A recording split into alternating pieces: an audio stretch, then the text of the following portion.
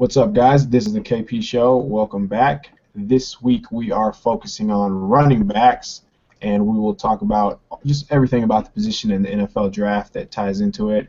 This week I'm joined by Emory Hunt. Emory, what's going on? Cooling, Kyle, man. Thanks for having me on. No problem. Yeah, and I brought Emory on because he's very familiar with, the running back position, and he does really good work. Emory, tell us just a little bit about your background on the position. Well, I played. It's funny, sort of. I started out as a receiver, and then after I tore my ACL in high school, I gained 30 pounds, and then they moved me to running back. So I played running back in high school, played at the University of Louisiana, and started coaching right after college, the running back position back in my old high school. So I've been familiar with the position, ins and outs, and more from a unique standpoint, being a former receiver, also playing some fullback. So from a blocking, catching, running standpoint, I feel as though I'm fairly competent in at least in that area.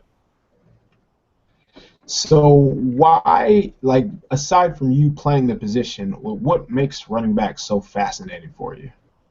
To me, it's almost like the poetry of it. When you watching, a running back, and you want to put it to music. It just seems like the way they're able to string moves together, the way you can drop the bass with them lowering their shoulder, the way they can pull away from someone that sounds like jazz as they're sprinting down the sideline. It's just that you put together so many different elements of playing football: the running, the receiving, the power, the speed, the grace, the balance, all that in one position. I think no other position on the football field is like that position. I think that's why people are so captivated by it.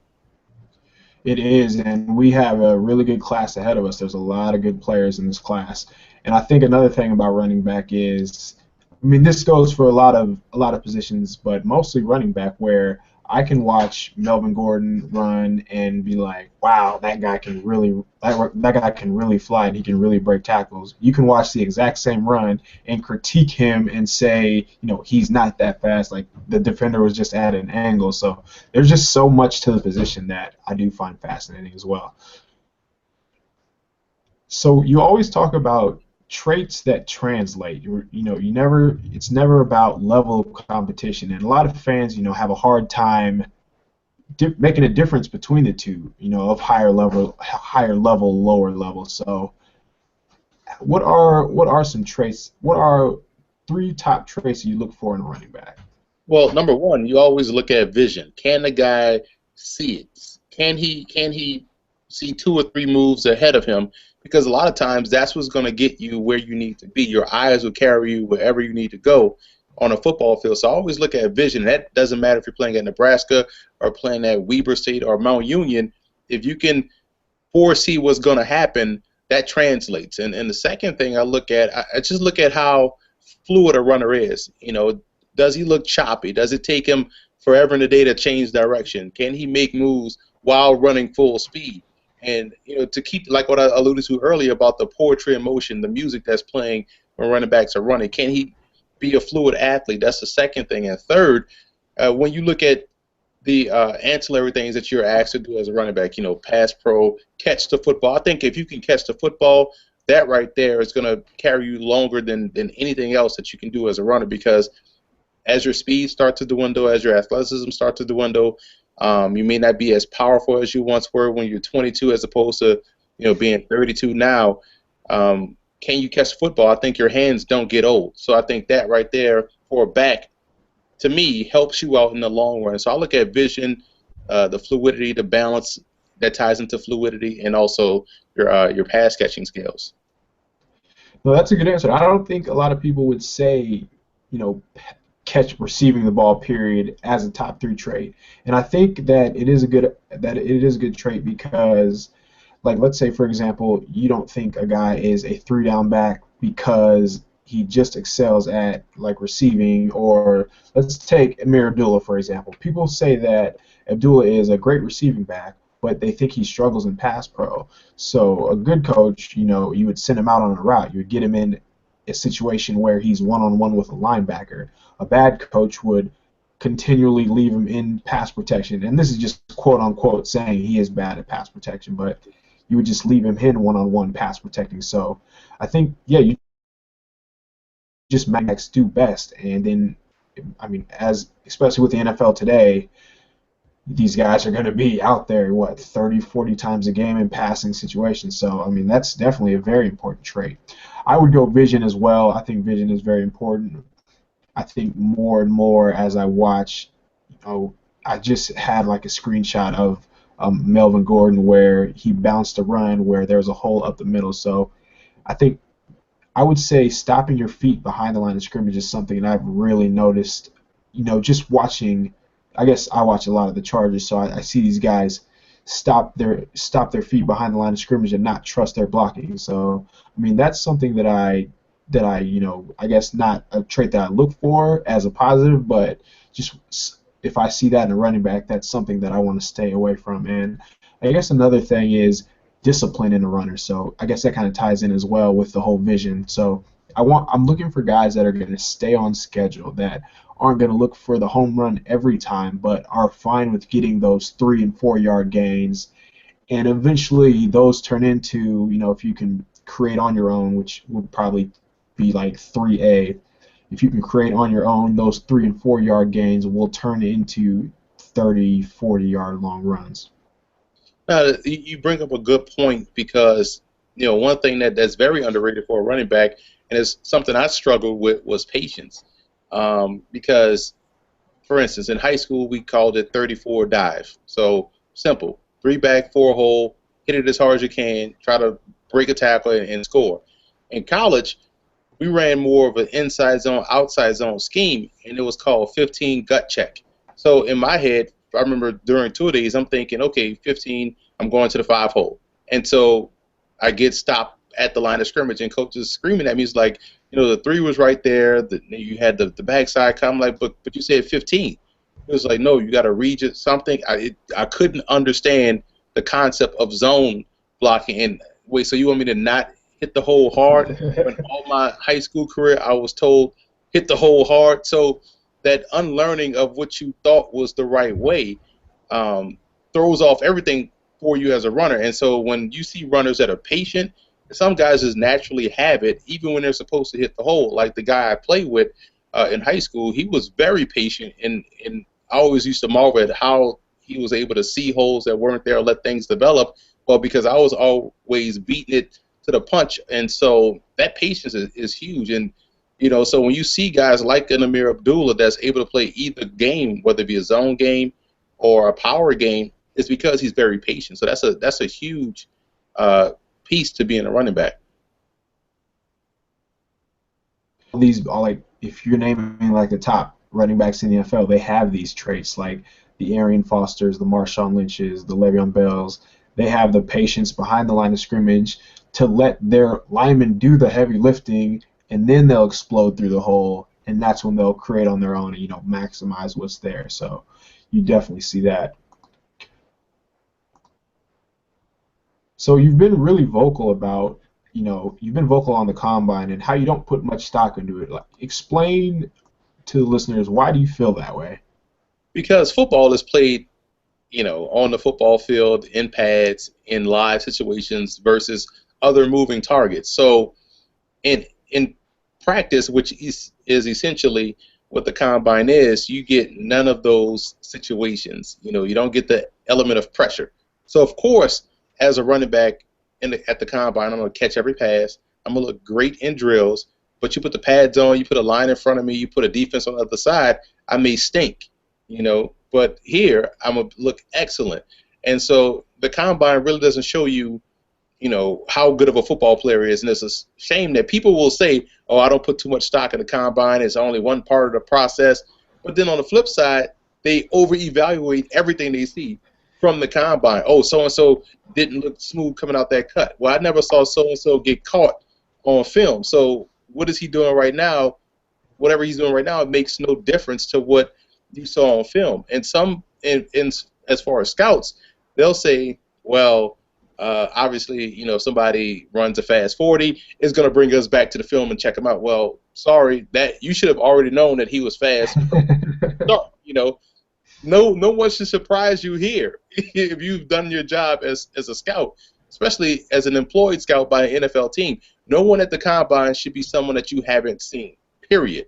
So nothing should surprise you. So I'm not a big uh, person on workouts. I think the pro days are more valuable than the combine because now at the pro days, you have guys that may have been the backup running back or the backup safety or the backup corner that's now running and doing his 40 and doing the test with the guy that they came to see, and he's standing out. He may not have the footage of. He may only have 20 snaps in his career, but this is a guy that shows the athleticism, the necessary tools that you may be intrigued to bring him in as a preferred free agent or something like that. So I think the pro days have more value, in my opinion, than the combines on the field because we know the most important part is the interviews and the medicals that people are getting, the teams are getting in Indy. So no, that's good. I mean, you're pretty adamant about that, and it makes sense. You know what you see in the 10 games you watch, or however many games you watch of a player, that many reps shouldn't change your opinion on, the 10 total minutes you just watched in a combine of a player. But I do understand the value, and I guess my follow-up would be, well, my first follow-up, what would you say to the people that speak about competition? You want to see him competing with his peers, even if it is or especially in an environment like the combine. I agree because I mean, at the end of the day, that's the mindset of an athlete. Whether you shooting free throws in the gym is, you made 5, I want to make 6. Okay, he ran a 4.3, I want to run a 4.2. So I totally get that from a competitive standpoint. Because if it was just you out there working out, you'd quit after 2 minutes. But now you got guys around you that's doing the same thing. This guy's going harder. He's running faster. I want to run faster. It's going to push you. So you do want to go out there and compete. But I think that's just a natural byproduct of being an athlete and being in a competitive situation. So if you're out there, you're going to compete. And I totally get from the player's perspective that don't want to participate, like these quarterbacks that don't want to throw. I get it because at the end of the day, guys will over-evaluate if they throw an incomplete pass. I think you talked about it earlier on Twitter when Huntley decided that he was going to throw. He misses a pass. Guess what? All of a sudden he can't. Now he's terrible because he missed a throw. Well, he's been missing throws his whole career, in certain situations. But that what he did at the combine shouldn't have any bearing on his game that you watched for the last 3 years at UCLA. No, and that makes sense as well. So I guess my last follow-up question for the combine would be, why not take advantage of every ounce of information you have, and turn that into like your advantage? So let's say you think a guy is really stiff, like let's say Tevin Coleman, who I think is pretty stiff, and we see him in the short shuttle, and all of a sudden he runs like a 4.1 or 4 flat short shuttle, and that doesn't make sense. So would that cause you to go, why wouldn't that cause you to go back and recheck what you saw? Well, because look at it this way: if you saw he was stiff on tape, then why would it even matter if he shows he was stiff in a drill or not stiff in a drill? Why would that even matter if you know he's stiff when the pads come on? That's almost like saying Amir Abdullah, who has broken many runs, long runs. Or no, better example, Melvin Gordon, who has clearly ran away from a lot of defenses. He has ripped long runs, but I think he's probably a 4 or 5 guy. But if he goes up there and runs a 4.3, you're like, wow, he really ran a 4.3. Well, it doesn't matter. He still outran. It doesn't matter, so it doesn't, change my opinion that he outran many defenses, so he didn't get caught. So, I mean, I think it's just, trust the tape. Don't allow what you're seeing out here, because some guys just are able to execute drills flawlessly, like this gauntlet drill. People think that's a true barometer of receivers being able to catch or not. That's not true at all because, again, no pressure, no defenders, no one's around you, and you're not really catching the football. You just essentially just touching it and dropping it, touching it, dropping it. And this is the same gauntlet drill that people elevated Stephen Hill, who couldn't catch on film, to first-round talk, got drafted in the highest second round because he caught everything in the gauntlet. Like, look at the hands, look at the height. But you put him in a pressure situation in an actual game, and he drops everything. So I always go back to the film. The film will show you everything. The combine just gives you, factual numbers, like 40 time, not in the case of DeAnthony Thomas, but everybody else, 40 time. he wasn't a 4 or 5 guy. I'm sorry. He D'Anthony Thomas was like one of the fastest 100-meter runners. 'Cause I like pay attention to track and field. He ran like a 10.300. He ran a 4.5. Brandon Cooks ran a 10.7 and ran a 4.3.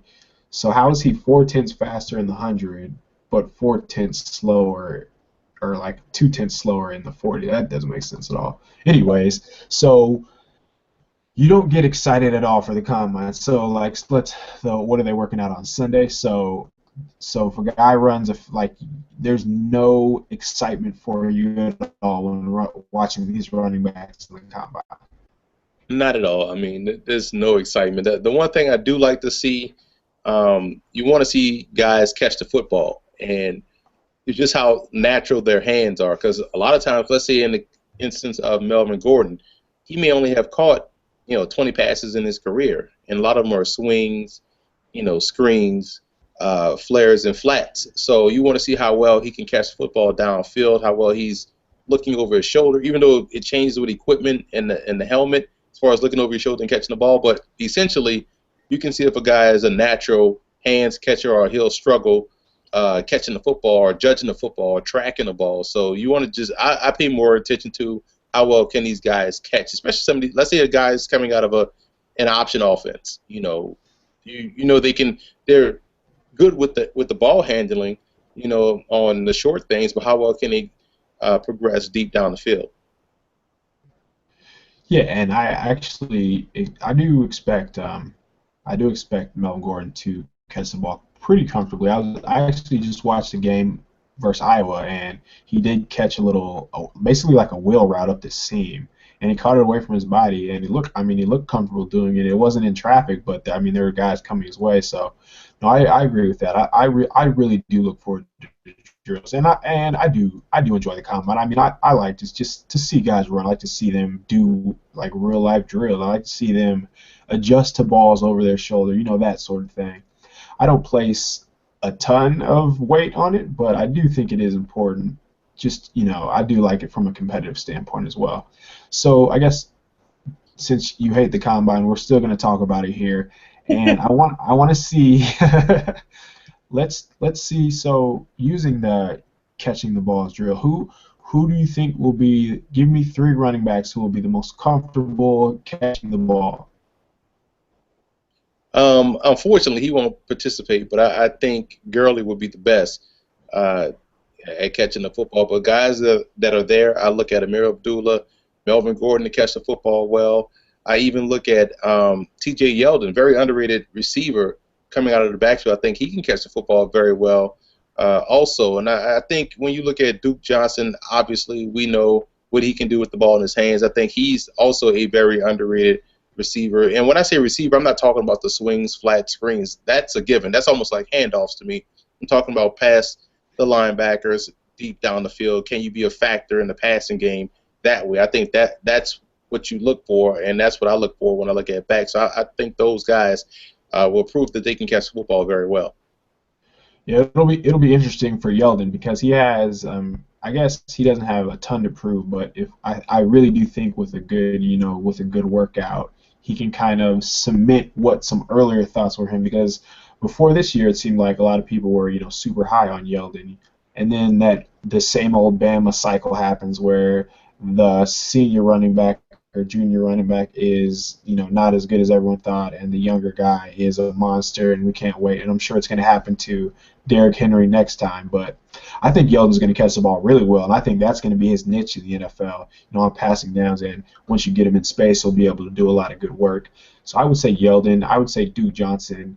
I remember the Virginia Tech game that they got him out. They got him up the field on arm routes, and like it was a nightmare one-on-one with linebackers, like little angle routes and little Texas routes up the seam. And I also think Amir Abdullah will be really good catching the ball. There was a route I saw him against Iowa. They got him against a linebacker, and after he ran past the linebacker, the ball was like he had no business catching the ball at all. But he just high points it, adjusts, like twists his body.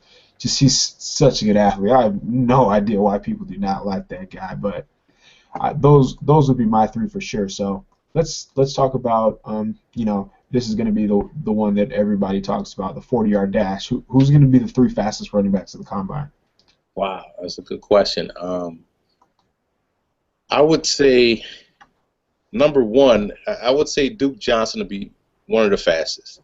I think he has great bursts, and I think he is able to maintain that speed. He has good form too. When he gets into the clear, you can see that perfect track running form that he has. I think he'll do a great job in the 40. I think he'll be one of the fastest. I also think um, Melvin Gordon will surprise. I think Gordon will probably run 4.49 or something like that, which we've seen is going to be one of the fastest because the backs always come in with the hype of being fast, and then no one ever breaks 4.4. Never. Never breaks 4.4. So I think Gordon, I think Duke Johnson, and a wild card out there, man. I think a guy, and it's going to be someone off the wall that'll end up surprising people running the fast 40. So I would say Jeremy Langford out of Michigan State, just to throw a name out there. I Whoa. think he'd be a guy Whoa. that he runs clumsy, but for some reason I guarantee he'll come out there and bust a 4.39 or some silliness like that. Whoa. Just so even though it doesn't look fast, but I think people come in thinking maybe Tevin Coleman will be the fastest, but he's not running, he's not participating. Um, but I think those guys, always two guys that you know are fast, and one guy out of the blue. And like, wow, he ran a 4.3 or 4.4. I thought he was like a 4.7 guy, So that's crazy. But I think someone like Yeldon will come out, and people will think he's a 4.5. I think he'll probably run like a 4.65. I think that's probably where and people are gonna be shocked by his lack of speed, so to speak. No, that'll be interesting. I mean I could see Yeldon run a 4.6. I don't see Langford run a 4.39. So if that happens, man, I'm gonna have to back up the bandwagon because that's a guy that I've kind of been touting, like low key productive as an NFL running back. He's not flashy, like you said. I mean, he's not the most.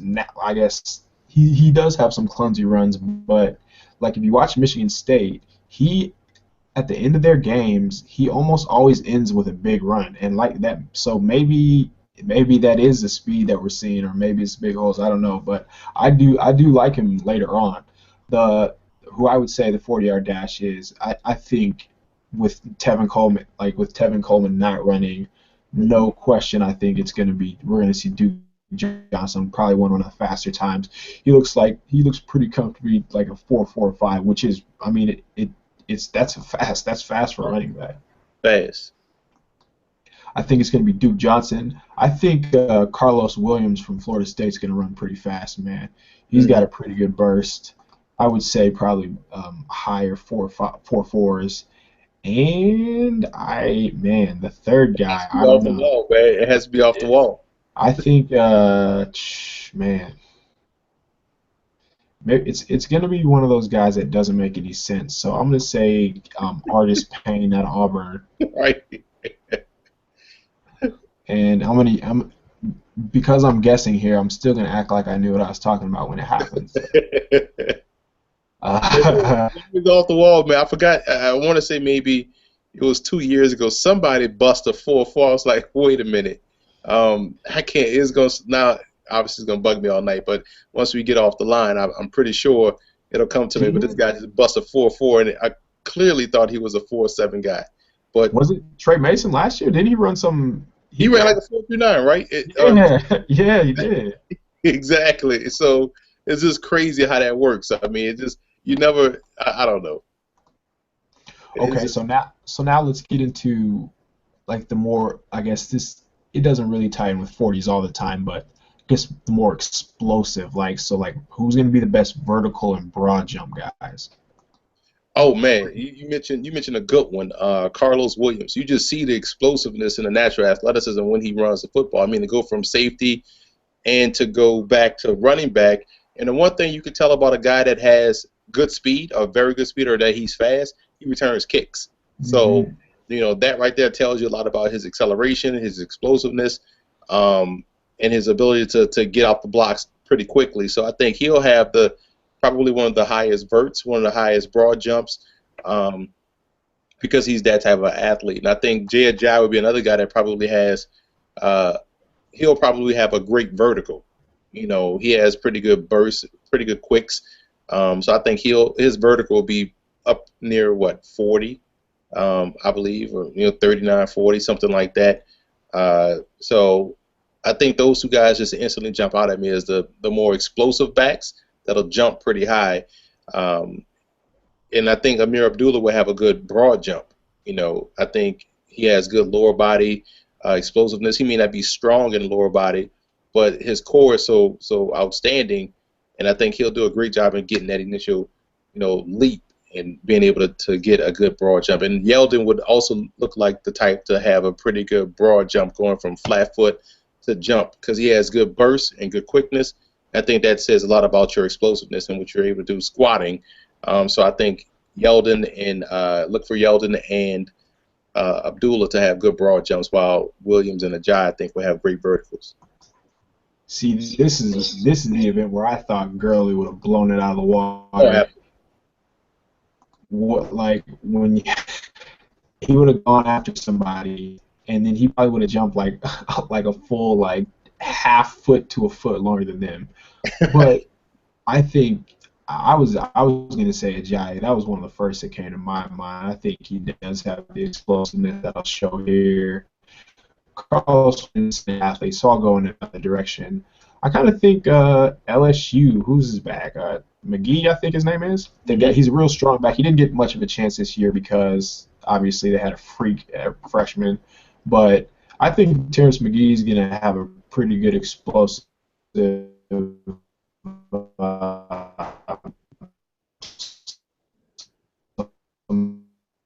these explosive jumps. I don't want to throw out the name Matt Jones from Florida, and that might not make sense, but he's a power back, so I think we'll see that lower body explosion show up in some of his jumps. So I'll go with more of the lower body guys there. That's a good call with McGee, man. You can see it in how he runs, that he has that burst, almost like Spencer Ware did a couple of years ago. So you see those guys being great broad jumpers. So that's a good call right there. Yeah, LSU stays stacked with backs, and they never know how to use them, but they always turn in. They always seem to be good pros. So let's get to this last one here. So quick guys, short shuttle. Who's going to be the top short shuttle three cone guys? Duke Johnson, number one. Amir Abdullah, you know, just by the sheer fact that this is one of the more agile guys uh, since we've seen LaShawn McCoy. So, I mean, he's going to do a great job in that short shuttle. I think, who's another guy? I think Yeldon will do a great job as well. I know we keep mentioning the same backs, but Yeldon will do a great job in that short shuttle because he's shifty, and he does a great job. Weird body type, almost Harvey Williams like. Yeah. Uh, but he gets low. He gets good pad level in the hole, and he's just able to make moves quickly. So I think those three guys will do great in the short shuttle.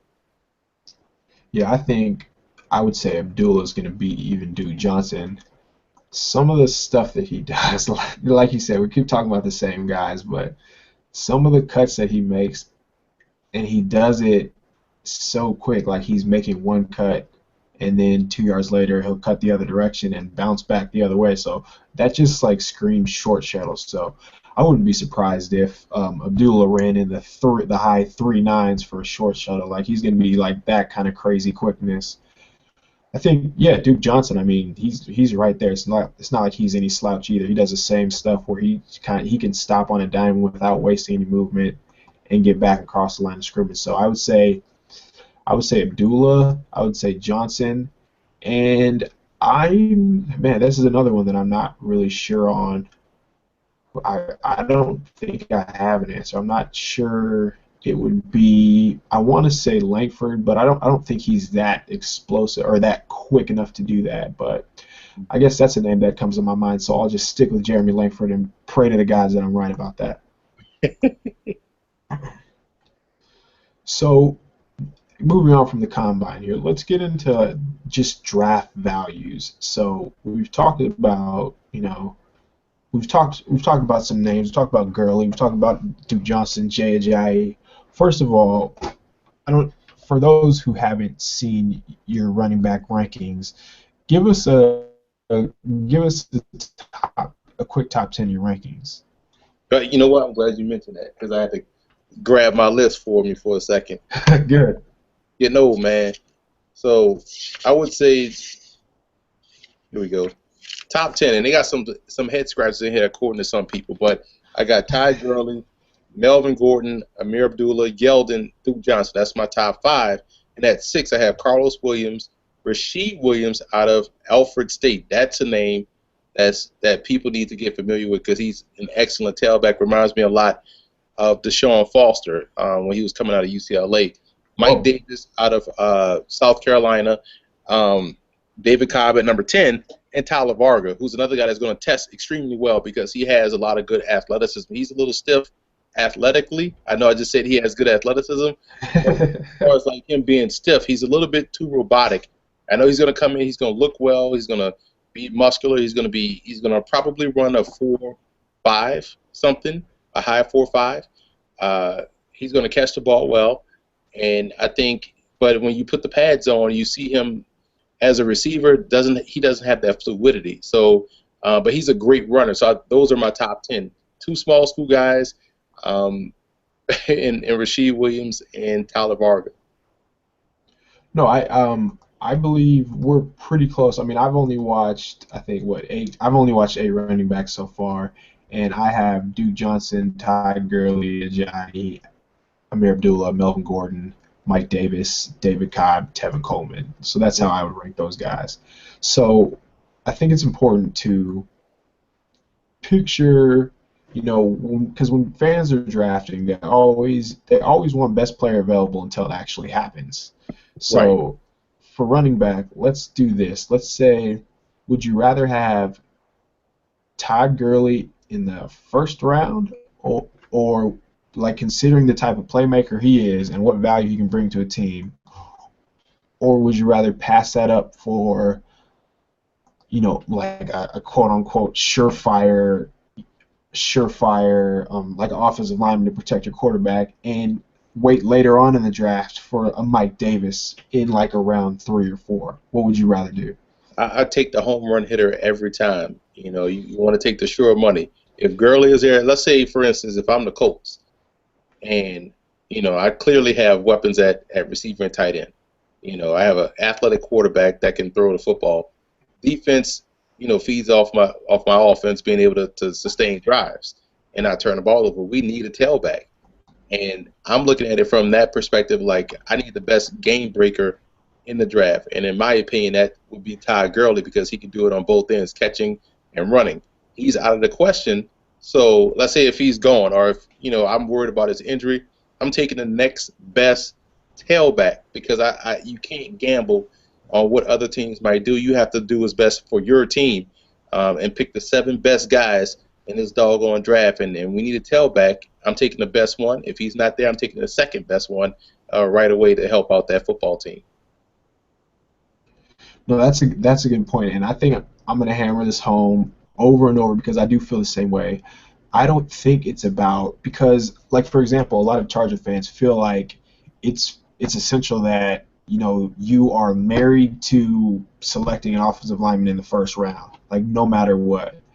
Even though like you have 7 picks to make your team better.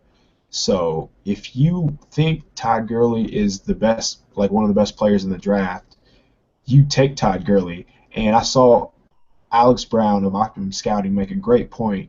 Like, yeah, he might be like he has his injury history, but he's a guy that you don't want to miss out on when he's healthy because he's that much of a game changer. And something that we haven't talked about is pass blocking. He's very good at pass blocking as well. So like there's stuff that like he just does everything you want, and then he breaks tackles at a ridiculous rate. So no, I agree. I want to surround my quarterback with playmakers and let the quarterback get the ball into the playmakers' hands, and surround. Obviously, you want to draft offensive linemen, but the thought that you can't get good offensive linemen outside of the first round, I just don't get that at all. Yeah, you need points to win, and Yeah. you need Yes. threats. So you have to get guys that can put the ball in the end zone and guys that can take the ball away. So if I had a choice between a tailback or a ball hawking corner and an offensive lineman, and keep in mind, this coming from someone that last year Gabe Jackson graded out as my number 2 overall prospect in the draft. Who who So was that? Gabe Jackson. So I Okay. value defensive linemen. I don't mind that. But if I had a choice, I need points, I need the ball, and I need to take the ball away. And to me, that's what I would. If I, you have to go with the game breaker, the guy that can ring up that scoreboard. Because if you pass on it, you're going to find yourself in a situation like Kansas City. You have a very good defense. You can run the heck out of the football. You have no options at quarterback and at receiver. So now what happens? Teams are you're easily defensible to opponents. You're easy to defend. I'm sorry, to opponents. So you have to get game breakers at every skill position: tight end, receiver, running back. No, I agree. And every time you hear guys talk about you got to have an offensive lineman in the first round, but literally every year we see Jason Smith, Matt Khalil, we see Luke Jokel, Eric Fisher. We see these guys every year go high and not pan out. Meanwhile, we see the running back, the receiver, the cornerback. We see these skill players just like ball out early on because I mean that's what the NFL is nowadays. It's about playmakers making plays in space, and that's something that I mean you just have to have. So I'm glad that you said that, not just because you disagree, because I mean it's important. I think it's just important to hear that coming from another source. So I'm not just beating a dead horse. Well, think about this. Think about the perception that the Colts have right now. You see it every Sunday. Oh, they need an offensive line. They got to help out Andrew Luck. Like, wait a minute. They already had Reggie Wayne in place. They draft Luck. They draft Dwayne Allen, Kobe Fleener, the 2 top tight ends in the draft. They draft T.Y. Hilton. They signed Hakeem Nicks. They draft Dante Moncrief. What you mean he needs help? What's holding that team back is a tailback in the backfield that's a game breaker. You saw how important it was for them to go and trade a first for Trent Richardson. So they know they need a back, but it's not the offensive line. They need to find ways to sustain drives and close out games. They'll get a big lead, but since they can't run the football, they can't hold that lead. And it's not because of the defense stinks. The defense actually is pretty doggone good from a fundamental and technical standpoint. They play really good team defense. They can't run the ball. So you think they're going to waste time getting another offensive tackle? In the first round, they're going home run hitter in the backfield. I think that may be the lock of the first round. The Colts getting a running back outside of your Chargers getting T.J. Clemens. I think that's the lot everybody else talking about. Please give me T.J. Clemens. But so what do you say to the fan that says, well, there's going to be no holes for him to run behind? So that's why you need an offensive lineman. Well, if you need everything perfect for your running back to have success, then you got the wrong running back. That's what. Yeah, exactly, and that comes back to some of the traits we talk about: creating on your own. Not even the best of the best, but even good running backs create on their own. And I think that poor offensive line is kind of overblown. I think it just gets magnified because guys that can't create on their own don't create on their own. So you see guys that aren't playmakers in the backfield not doing their job, so it seems like the line's doing a bad job. But no, I agree. I mean, if you need Dallas's offensive line to be able to run the ball, then that's a you problem. That's not the running back's fault. And it's not Dallas running the football because their offensive line. Granted, their offensive line is very good. It's because they have DeMarco Murray in the backfield. There's a significant difference between Murray and the backups. So, that running game would look like their running game if Murray wasn't toting the rock like he totes the rock. Yeah, no, I think we're going to find out real quick of that next year if they decide to roll the dice with, their backup or one of a lower level pick. We'll find out real quick how good that offensive line is. Mm-hmm. So, I guess what I want to get into is last week on about wide receivers, I had Matt Harmon on, and he talked about a trump card. So I want to go through these running backs. I'm just going to go down a list of names, and I want you to tell me their trump cards, so their best trait, and then I want you to tell me what's one thing that'll hold them back. So let's start with Gurley. What's Gurley's trump card? His explosiveness. He's explosive, not in the same way of an Adrian Peterson. He's a more explosive version of LeGarrette Blount, because people forget Blount coming out of Oregon He returned kicks. He did a lot of the same things Gurley did. He was explosive. Then all of a sudden, he gained weight and he wasn't the same player. But Gurley has that level of explosiveness that can do it in all three facets. So I would say his explosiveness. Yeah, Blunt's a fast player. Like Blunt was really fast at Oregon. So what's going to hold Gurley back? Taking too many head-on shots. At some point, yes, you're fast and you can pull away from people, but you can't take head-on shots because that limits your effectiveness as a runner. You take too many of those, you're going to wear yourself down. Even a guy like Jerome Bettis had to learn the hard way after he left Los Angeles. He said, like, yo, I'm dead tired by the end of the season. I got to switch things up. I got to do a good job of making guys miss. So you saw a big back at 250 making guys miss and prolong his career, his Hall of Fame career now. So if Gurley doesn't start to, evade tacklers, he's going to have a very short window to put together a lot of yards. And I agree that he does take too many shots, and I do think that he's very capable of figuring that out. And unfortunately, he might have to figure out the hard way with all these injuries. But I mean, whatever it takes. But I do think that his trump card is his balance. I think that's what helps him break so many tackles. He let's say he'll run through one arm tackle, it almost like won't phase him. Like he'll barely break stride, and he'll be able to make another guy miss and stay on his feet. So I think his balance, and that's what's going to make him like 1,000-yard runner. Granted, he stays healthy. So let's go to Melvin Gordon. What's Gordon's trump card? His Gordon, his burst, his first step is crazy.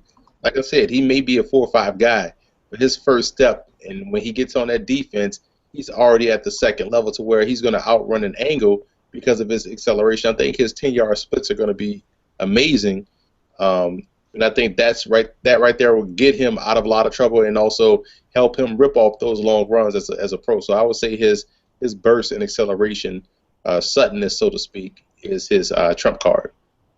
And what do you think is going to hold him back? I think at times he tends to lose balance. Like he'll get hit and he'll stumble a little bit or fall awkwardly. I think that right there could be his downfall. So let's say he's in a power scheme or an inside zone scheme where he's going to see the cutback on the weak side, and he may not be able to get there like a guy that's a little bit more fluid than he is, and that right there will cause him to stop behind the line of scrimmage, stop his feet, like you say, or get tipped over. So I think at times he tends to get ready to hit that high stride like a Eric Dickerson, and he'll lose balance in a tight confined area. I'm sorry. I think what's going to make Melvin Gordon successful is his ability after the line of scrimmage. Like you said, the burst, or he I don't think guys understand how fast he is until it's too late. Like he eats up ground so quick. I think his ability after the line of scrimmage is probably where I had him. That is actually his quickness, burst, and his ability after the line of scrimmage where I had him graded out the highest. And I think where he might run into some problems is before the line of scrimmage. I think he stops his feet way too much. I think that he's not always sure of himself, and that's where I think comes in the patience. So he needs to trust his offensive lineman more and take what's there. Just be more a disciplined runner, and hopefully he goes to a scheme that will force him to be that. But I think if you see him in like a zone scheme, you'll catch him running up his offensive line's back too often, and that will face that's what leads to negative runs, and that's what happened way too much at Wisconsin. Amir Abdullah, what's his trump card? Making guys miss, and people will quickly point out, oh, he's only 5'9", 190 pounds, 89 pounds. Well, you can't hit what you can't catch. So his ability to make people miss will help him have a long career. Like I always use the example, Warwick Dunn was only 5'9", 178, and he ran for 10,000 yards in his career. Sharing time. So imagine if they gave him the football early on in his career instead of wasting time with Allstott. He probably have close to 13,000 career rushing yards because of his ability to make people miss. It's not like the ooh and ah type things that we always talk about that we see every Saturday. that you see LaShawn McCoy do in the open field. We're talking about within tackle to tackle. He makes so many people miss. It's subtle moves to where you don't get a clean shot at him on him. He'll bounce off that guy. He has tremendous balance, and it's that right there that will allow him to have a 10 to 15-year career, I believe. So what's going to hold Abdullah back? He has to get stronger in his lower body because he's a guy I believe tends to not break a lot of tackles once you hit him. He'll fall down. He'll go down with an arm tackle if you get his leg. So I think he has to get stronger in his lower body if he wants to have that 10 to 15-year career. Yeah, I think. Because because you see a guy like Gio Bernard suffers from that. He can't break a tackle to save his life once you get a hand on him. But if you get him in open space, he'll make you miss. But in between the tackles, he can't do that. Now, Abdullah's a better inside runner than Gio Bernard, but that's a potential roadblock for Abdullah. Yeah, Gio Bernard. That's actually a very popular comparison, and I do think it needs to be pointed out that I think Abdullah is much better between the tackles, but that is a fair comparison, and I can definitely see how people come to that conclusion. I think Abdullah's trump card is just his versatility. Like, you don't have to take him off the field. Like, everything that you need to do in an offense, he can do. Whether it's running in between the tackles and you see the quickness and burst, how fast he gets to top speed, and that allows him to run through tackles. I think what he can do, like in the small phone booth, like should be illegal in a lot of states. He'll make you look so stupid, and as he's doing that, he's already setting up the next guy. I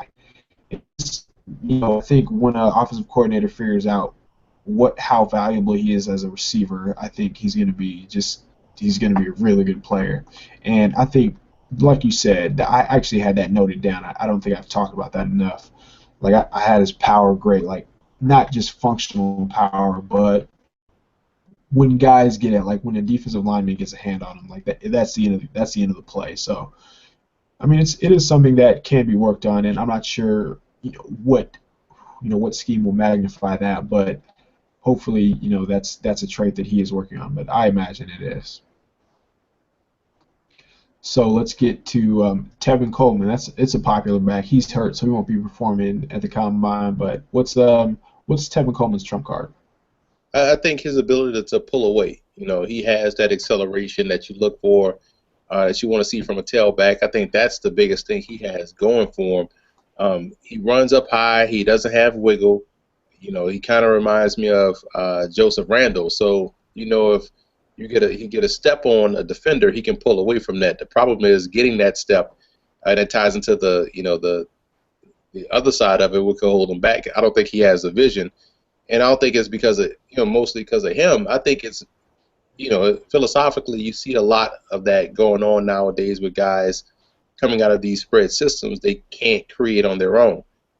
So because the holes are clearly defined, defined. I would love to have run through some of these holes that these guys have coming off that zone. Something like this is already there for you. So you just gotta, hit. You're already at top speed once you get the football. So I think that right there, you won't see it as a pro unless you're playing probably in Seattle or maybe even in Green Bay, where you'll see those type of lanes. But I think that's going to hold him back. I don't think he has the vision or the wiggle to be a consistent starter. He can be a spot guy, a guy come in as a number two back and hit teams with that acceleration, but I don't think he has the overall skill set to be a starter. Yep, I think that when it's all said and done, I doubt that he'll be like one of my top 10 backs, but the highest trait that I have Coleman graded on is his burst.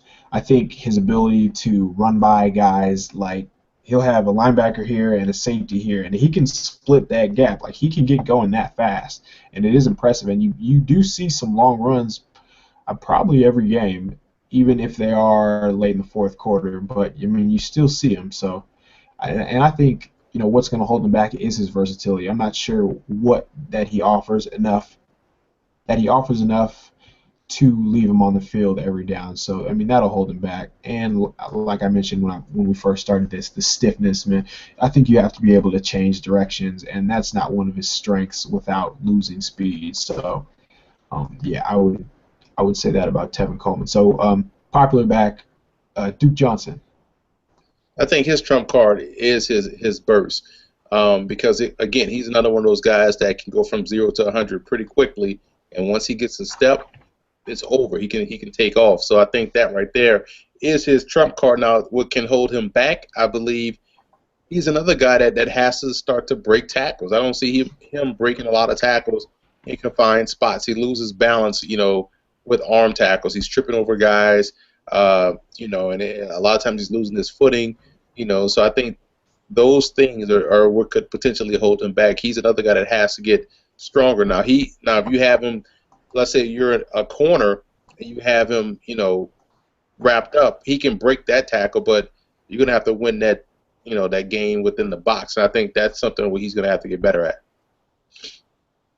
Yeah, I think no, that's a good point about him breaking tackles. I had his trump card, just his ability after the line of scrimmage. I think his change of direction is probably his trump card, and his top end speed. It's just because he can change directions so fast, and because he can leave defenders in the dust. I mean, that's going to lead to him having 20-yard runs. I think he does have good vision before the line of scrimmage, and then once he gets past the line of scrimmage, that's where he's making guys miss layered moves. So I definitely think that will be his trump card.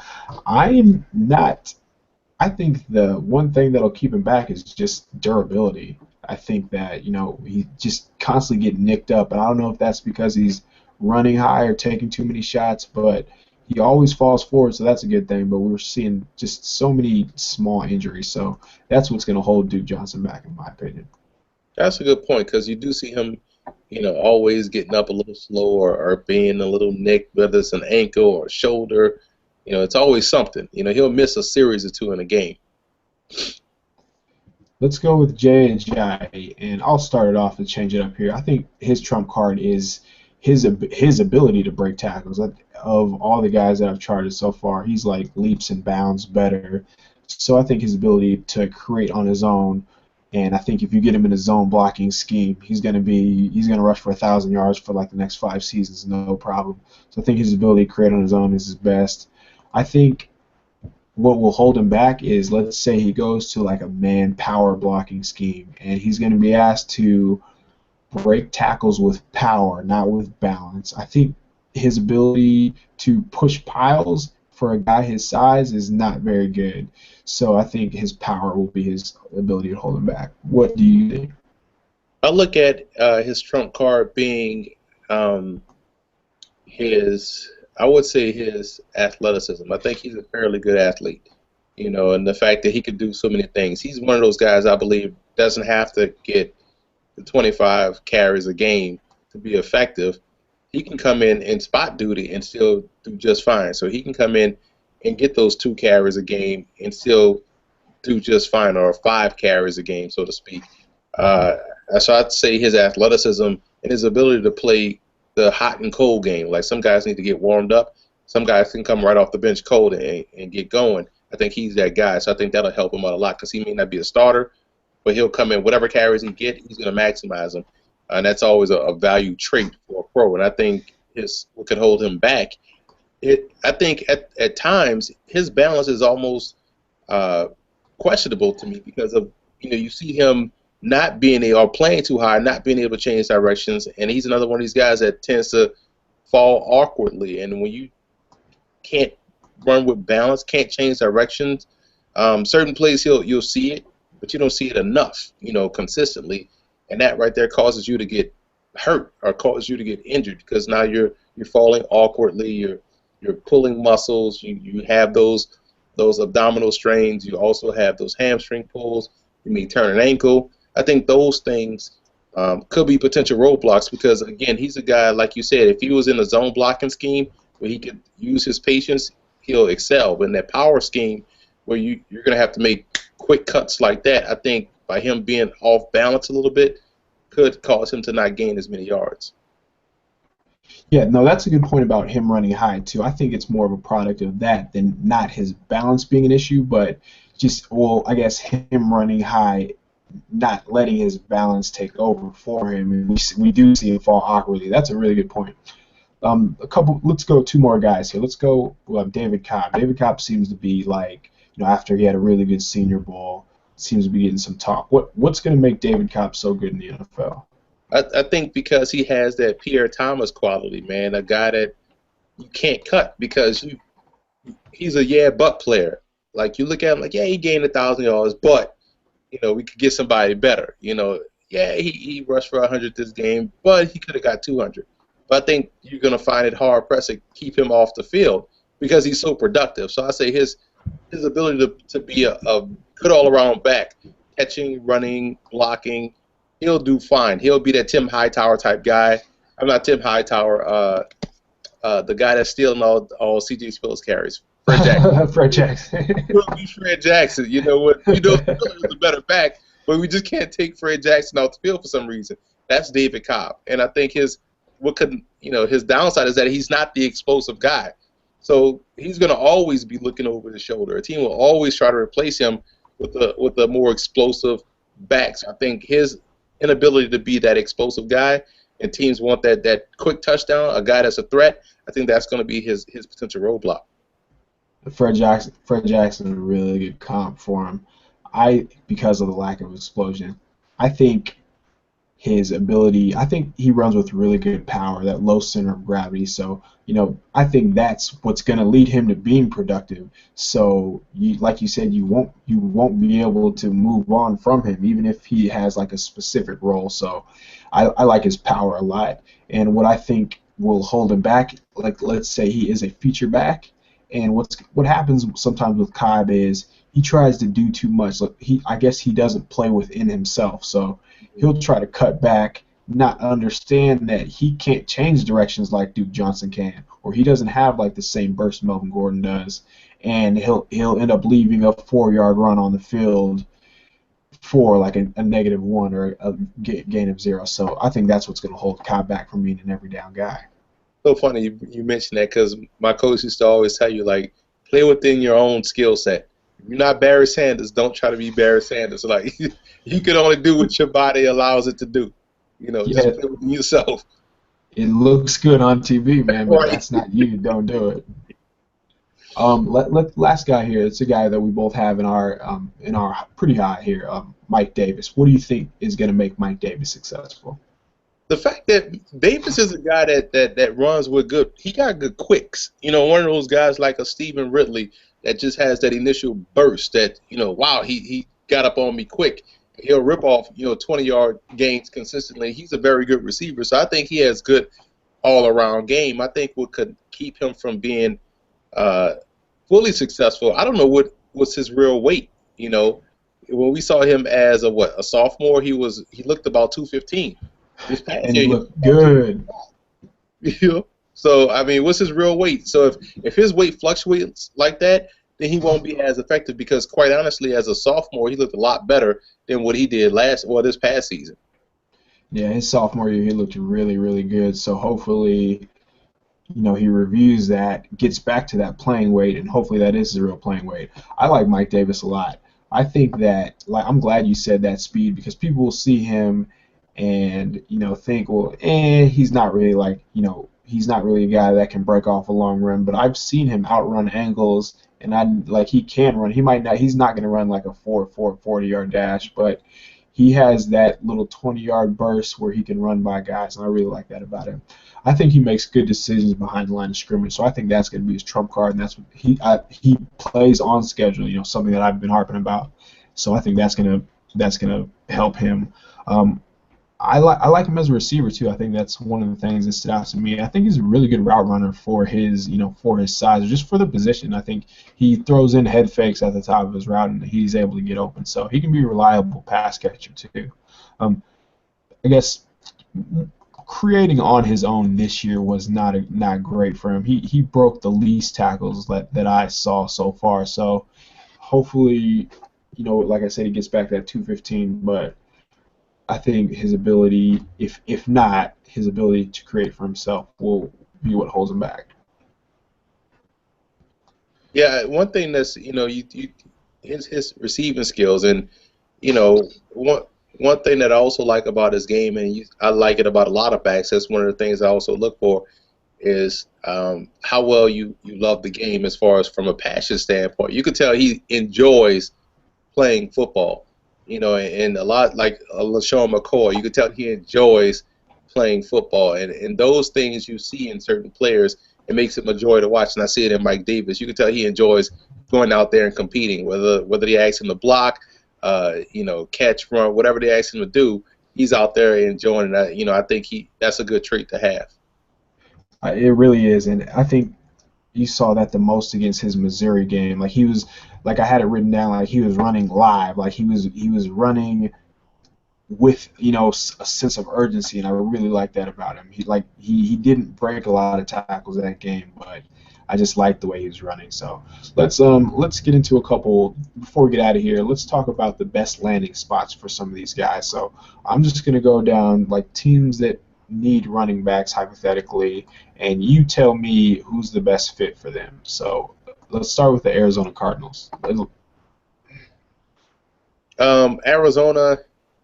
Oh wow! I mean, I like their backfield they have now. So let's say if I can toss in a combo guy, I would say Ajay would be a good fit in Arizona because he brings a little something that's different from Stephon Taylor or Stephen Taylor and uh, from Andre Ellington. So I would say Ajay would be a good fit because now you don't have all of the same types of guys, but you Yeah. have a guy that can come off the bench and play cold and be effective. So why a Jai to Arizona? Like, what's different from his skill set from the other guys? Because I think he won't get the carries. I'm looking at a guy that can come in, that can play special teams, that can return kickoffs if need be. You see what Ellington can do as a starter. I think he's a legit starter, and I think Ajay splitting time with either Taylor, if they still have Kerwin Williams, I think whatever role he fits in, he'll play it well. Whether it be a blocking back, I think Ajayi can come in and do whatever role it takes. I think as in that situation, he'd be a perfect fit. Well, let's. People are saying that the Falcons need a running back, even though they drafted Devontae Freeman last year. So who would you throw in to sort of tag team with Freeman? Oh man, that's another good question. I got to look at my list for that one. If I'm looking at Atlanta and seeing they got Freeman, seeing they got Rogers, I would say they go local. I say Gurley would be a great fit in Atlanta. Wow. I say go local, get a guy that can be explosive in that backfield. Because you look at Dan Quinn and what he's coming from and what he probably wants to establish. He's a defensive-minded head coach. We're going to run the ball, play good defense, and operate off play action. You got great receiving options out there as well. So I say Gurley would be a great fit because he can catch the football out of the backfield. He may even remind some of Marshawn Lynch. Although I don't think he is as agile as Lynch, but he does have the same receiving skills like Lynch and the same explosiveness from the backfield. I say Gurley would be a great fit in Atlanta. I'm going to say Ajay will, and I say that because I know they run some zone scheme down there, and I think that, like you said, he is good out of the backfield, and I think once he gets a crease, he'll be able to create for himself behind that offensive line, even though it's not that great. So I'm going to say Ajay in Atlanta. Um, the Ravens. Man, if Kubiak was still in Baltimore, this would have been a perfect spot for Amir Abdullah. Oh Because man, in that zone block scheme, he would have ate it up. So now, let's say you look at Baltimore, and I think depending on what they plan to do with um, uh, Forsett, I say T.J. Yeldon would be a good fit in Baltimore. I think Yeldon in Baltimore would be ideal because he can play either or, the zone or the power game. So whatever they want to run, I think Yeldon would be an ideal fit. Plus, he can catch the football, and I think what he does blocking, people are knocking him for his blocking, but he understands who to block, and that's three-quarters of the battle for a running back. yeah. Know who to block and just get in the way. You don't have to be a guard back there. You just got to know where to go. That's where a lot of backs struggle. It's not the fact that they can't pick up a blitz. Sometimes they don't know who to block until it's too late, so they get run over. So he knows where to go and knows where to block. I think he'd be a great fit in Baltimore. Let's skip down to, I mean, one of the most popular names on here, or you see guys getting mocked to, the Dallas Cowboys. Dallas Cowboys, I would say Duke Johnson. Um, Behind that offensive line and that gap scheme, or outside zone stretch, either way, I think Duke Johnson could be that home run hitter and really transform that offense because they what they do with their receivers, they already hold the coverage on the back end, so the teams can't really drop that extra guy in the box to stop the run. That's one reason why Murray was having a lot of success. And Murray is one of those guys that will find every piece of contact he can find. So now you have a guy in Duke Johnson that can turn those 4-yard gains that Murray was getting into 65-yard touchdown runs. So I think he would be a perfect fit in Dallas. I think I'm glad you said gap scheme because I think that is the best fit for a player like Tevin Coleman, and I think that he has the burst to bounce some of those runs too. I think he has the speed to turn some of those 4-yard runs into 6-yard runs. So, I mean, he might not always be. He's not going to be an efficient runner, but I think he'll be a big play guy in the gap scheme. So I'll say Tevin Coleman for that. Let's see who else needs running back. Oh, the Colts. I was saving Melvin Gordon for that one, so I just know Gordon in that offense on that turf is going to be amazing because of his acceleration and because of the fact that Andrew Luck is a mobile guy. So I always say it makes it an 11-on-11 game. You have reduced numbers to block because of your quarterback's ability to run. Gordon's going to get to that second level fairly easy in that Colts offense, and he's going to outrun angles. He's going to have so many yards a la Jamal Charles and what he's able to do in Kansas City because of the fact that they were able to get to the second level so easy, and it's a foot race from that point. So I say he'll do a great job in Indy.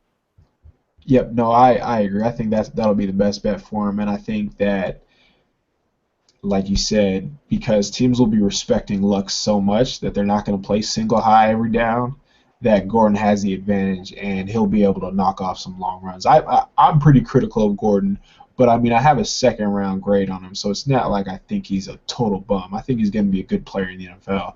I just wouldn't take him, in these top 15 like I'm seeing some guys say. So I do like that fit, and I think he'd be really good behind the Colts. Let's go to the Jaguars. Let's say they move on from Toby Gerhart. They just have Denard Robinson.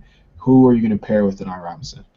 I actually like Storm Johnson that's on the roster. So if I'm looking at their running back situation, I'm looking for a guy that's going to be a depth guy. So I would say David Cobb would be the perfect fit in Jacksonville, because that'll give them, how can I put it? That will give them a guy that's second back, and they can get creative with Denard Robinson, and I would utilize Storm Johnson as the feature back, and that way Cobb could be that guy that can come in and spell Johnson, and they can do whatever they want with Robinson as far as like being creative, running with him out of the gun, which I think would be best for him instead of trying to run him out of your traditional I sets or ace sets, because I don't think he has a natural running back vision. You want to make everything like a broken field type of situation, like a punt return or him as a quarterback running that zone read and running him out of the gun, create set for him. So I would start Storm Johnson and put David Cobb right there in the middle. I guess I forgot about Storm Johnson, but let's pretend that they give up on Storm Johnson after a year like most bad teams do. So I'll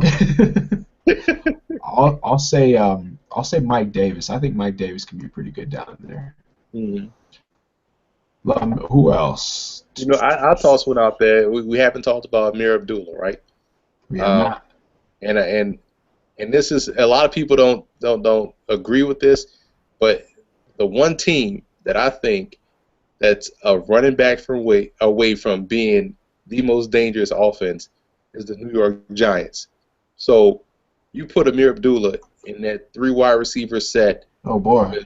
With Cruz, Randall, and Beckham, and the tight end Donnell, and now Abdullah in a single back situation running inside outside zone. That's what they do too. Exactly. So he would totally transform that offense. Right now they got 2 decent guys in the backfield, and Jennings is a decent player. I'm not as sold on Williams because I think he's one-dimensional. Amir Abdullah would be the guy that they really need to make that offense go. Now that team would be so hard to defend because they can attack you anywhere on the football field, from running the football or throwing it. So I think Abdullah would be great in New York. What about the Minnesota Vikings? Whew. Minnesota. Look back at my list. Uh, I would say, Carlos Williams would be a guy that I would think would pair well with McKinnon. I think Carlos Williams would be a good fit. At first I wasn't, last year looking at Carlos Williams, I still thought he was going to be a safety, so I was shocked when he got in the running back. I just thought they were blowing out the team. It was like, wow, they really putting everybody back there in the backfield. It's a real blowout. But he really was. He made the move to running back, and I'm like, wow.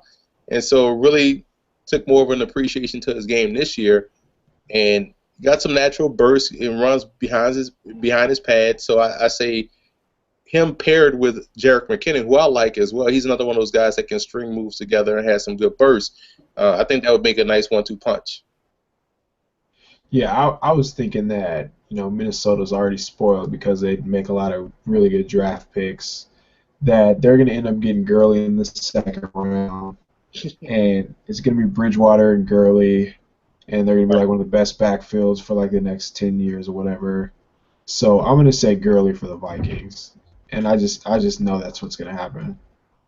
Crazy that we don't even know what's going on with that Adrian Peterson situation. The fact that I he really know missed a full year of football. So it's just crazy. it is. Would you add anybody to the Raiders? They have Latavius Murray, who was a guy that I actually liked a lot higher than his draft position. Who would you pair with Latavius Murray in the backfield? You know what? I would go with Tyler Varga uh, out of Yale, and I'm gonna tell you why. One, because it gives me a chance to get on this soapbox right quick, but Fullback. right, exactly. But I think when you look at him as a power back, or with the Raiders run a lot of power, that's perfect for Varga. That's actually what they did at Yale. So they ran a lot of inside zone, they ran a lot of power, and this guy he has just a natural feel for the running game as a tailback, and I think he would be a perfect fit in Oakland. Again, a guy that if you want to say he's a fullback, I think that's doing him a disservice, because we saw him in one-on-one drills not doing a great job at the Senior Bowl, but in team drills, as far as like lead blocking, he was fine. But again, this is not against your 6'4", 245-pound inside backers, or guys that are real good at blowing up the fullback, because he doesn't want to block. He wants to run with the football, and I think him going to Oakland will give him that opportunity. Yeah, I think I'm glad you said power, because that, like, I was thinking David Cobb before that. So I think you have a guy that can really run like Murray, and then you have a guy that can run with power like David Cobb. So I'll say I was thinking him or Cameron Artis-Payne of Auburn. So Hmm. one of those two power guys for the Raiders. Let's see here. Who else needs running back? Let's get down to yeah, San Diego Chargers. They might not bring Ryan Matthews back. There's a strong chance they don't bring Ryan Matthews back. Who is going to be the guy that's going to pair with Brandon Oliver and 30-year-old Danny Woodhead, assuming he comes back healthy from an Achilles? That's tough too, because I like Danny Wood. I wish he would have got the ball early as a tailback in New York, as opposed to being moved to receiver. But you look at a tailback. I could go with another name that you guys probably are not familiar with, saying that you guys need another Mike Tolbert. But I do like Kashada Spence out of Sacred Heart. He's about 5'9", 230. And he's a tremendous talent. He's in the mold of Mike Tolbert, but keep an eye on him. But that's one guy you could probably get later. But I actually like Michael Dyer, Oh wow. out of Louisville. I think Dyer has good all around game, great vision, and has good natural running skills both inside and out, and also can catch the ball. So I think he would be a great fit. Probably would even be a better fit than Brandon Oliver. Yeah, Dyer's a guy that I feel like he's 30 years old because he's been in college forever, but Right. he he's a guy that he's very productive, and he can take what's there, but he can also run through tackles. He can catch, the swing passes out of the backfield. He's a productive back. I'm kind of interested to dig a little deeper on him. I mean, I would just say it'd be tough for the Chargers to get it wrong here. There's so many fits. Their offense is so versatile. They're going to need a guy who can, catch passes. They're going to need a guy who can create for himself when the line doesn't block. They're going to need a guy who can, what their main running play is that inside zone. So whatever back that is the best zone, just best vision, best patience, and best burst, that's the guy. So whoever that is, I mean, it's the running back. It's the deepest position in the draft class. So if they mess this pick up, they deserve it. So I don't have an answer. Just anybody, honestly, anybody. Yeah, they can't screw this one up, man. But keep an eye on Spence. I got a chance to see him live out here when they played Bryant. I went up to Connecticut to watch them guys play Bryant. Again, about 5'9", 5'10" ish, about 235. And it's tough to bring him down because once he's a plant and go type guy. So if he puts that foot in the ground and is going downhill, no one wants to tackle him. Just like how Mike Tobin was able to have success in San Diego in that short yardage goal line area. Yeah, man, I mean, if you compare him to Tolbert, man, fans go get giddy when you bring up names like that. So that's a guy that we will definitely keep an eye on. I don't think there's really much else I don't want to talk about. You talked about you threw a couple sleepers at us. We got in pretty good about some running back talk. Oh, tell the people where we can find your work at, Emory. But they can find me on Twitter at FBallGamePlan. They can find all of my work on our website, footballgameplan.com, and as well as on our YouTube channel at youtube.com/footballgameplan, where we now have over 4.1 million views, authentic, organic views. So it's not like we have 70 million views and nobody ever heard of us. So that's not the case. You won't find falseness over this week. But that's where they can find us on Twitter at FBallGamePlan, youtube.com/footballgameplan, and our website, as always, footballgameplan.com. Awesome, man. Well, keep up the hard work. We all appreciate what you do, and I will be in touch with you, I'm sure. So thanks for listening, guys, and take care. We will be next week with another position about the NFL draft. Thank you.